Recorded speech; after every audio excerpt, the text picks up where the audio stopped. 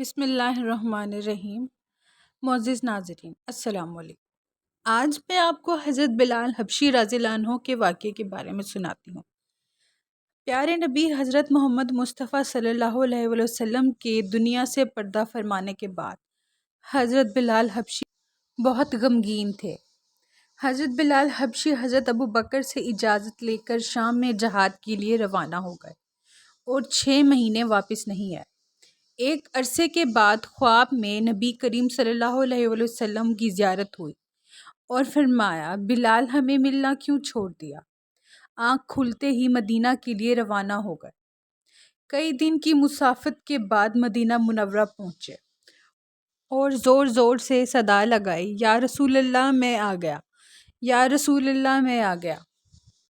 مسجد میں حاضری دی اور روضہ رسول پر پہنچے، اور پھر انہیں یاد آیا کہ پیارے نبی صلی اللہ علیہ وآلہ وسلم اس دنیا سے پردہ فرما چکے ہیں، اور وہیں یہ رو رو کر بے ہوش ہو گئے۔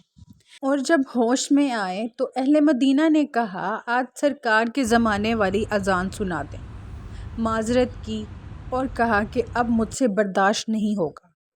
لوگوں نے نبی کے نواسوں سے درخواست کی کہ آپ حضرت بلال حبشی سے کہیں کہ وہ اذان دیں، وہ آپ کا انکار نہیں کریں گے۔ چنانچہ اب بلال حبشی کا انکار کرنا ناممکن تھا۔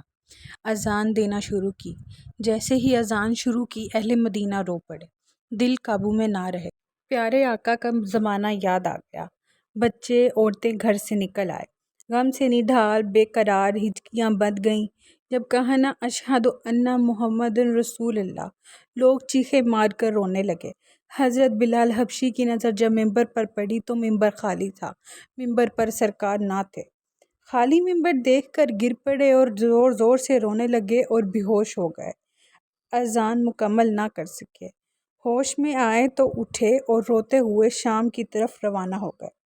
حضرت بلال حبشی کو یہ رتبہ غلامی مصطفیٰ کی وجہ سے ملا ہے۔ اللہ پاک ہمیں بھی اپنے ایمان پر قائم رہنے کی توفیق عطا فرمائے، آمین۔